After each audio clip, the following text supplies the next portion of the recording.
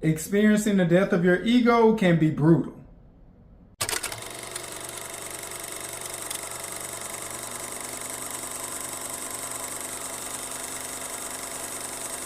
You know, at some point in life, we'll have these heated back and forth conversations with someone. And during these exchanges of loud words spoken through anger, a person will tell us something about ourselves, about the patterns of behavior we tend to express. And they will tell us about these patterns of behavior in hopes that we'll work on it and try to change it. Now, as a normal human being with emotions, we will oftentimes take this as an attack on our character, leading to us ignoring these things about ourselves that needs to change. Because our ego doesn't want this information about ourselves to be something true.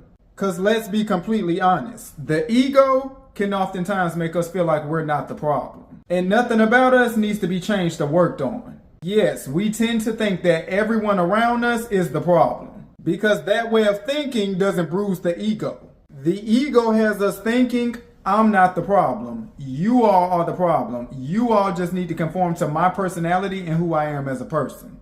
I've realized that sometimes we need to take a step back, examine ourselves, and realize that I might actually be the problem. Yes, I too am not opposed to getting my ego checked when it's getting out of line. I'm thankful to those people in my circle who don't mind getting my ego in check. What works for certain people doesn't work with everybody. Everyone is not the same and doesn't enjoy the same things, and that sometimes can be hard to understand. When you have your friend groups and your family members that understand you, we can oftentimes think because the people in our circle understands us, everyone else in the world around us would and should understand us also. Just because your energy vibes well with the circle around you, it doesn't translate into other people receiving your energy the same way. And those people who aren't as receptive to your energy are the ones who will humble you, causing a death to your ego. You might very well be the center of all your problems and fallouts with people. Everyone probably isn't lying about you.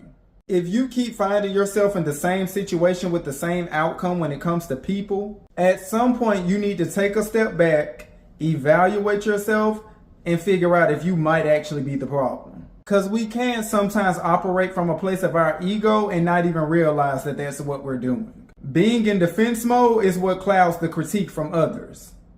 It's good to have those people around you who will check you, challenge you, and stand up to you when they feel your ego is getting out of line.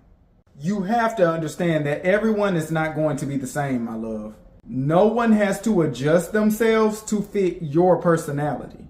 If someone is trying to have a respectful, mature conversation with you about the things you do that they find a problem, you should be able to humble your ego enough to being receptive to hearing them out.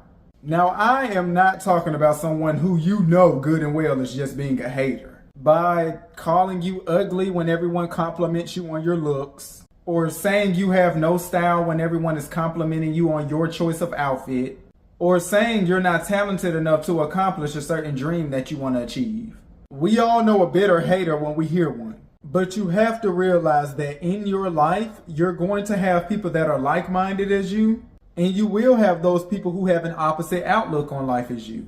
To the people who aren't trying to be a yes man for you, those are the people who are going to pull the growth out of you, causing you to become self-aware of when you're operating from a place of your ego. Being self-aware is going to come with you realizing things about yourself. Things that are going to kill and humble your ego, as it should.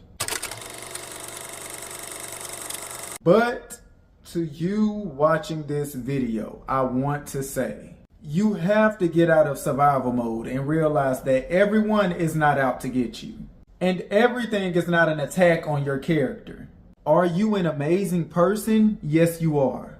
But you have your good and bad like everyone else in the world. You are capable of error that needs to be checked from time to time. When someone wants to have a conversation with you about your actions, do not flip out on them. Listen to actually hear, understand, process, and respond to them. Do not turn the moment into that finger pointing Spider-Man meme. Do not just label them as sensitive. Listen and correct yourself and actually work on changing your actions moving forward. Do not start your sentence with, "I would like to apologize." Just lead the conversation with the apology, say, "I'm sorry," and then go into what for. Understand that taking accountability for your actions is the most mature thing you could ever do. And I know you're capable of doing that. Show the world and others around you that you're capable of humbling your ego. But as always, film critics, this has been a commentary. You've listened to me commentate. Like, comment, and subscribe so we can grow as a family. I'm Déj'Shon Arkell, your favorite alternative black boy, and I'm out. Peace and blessings. Do not turn the moment into that finger pointing Spider-Man meme.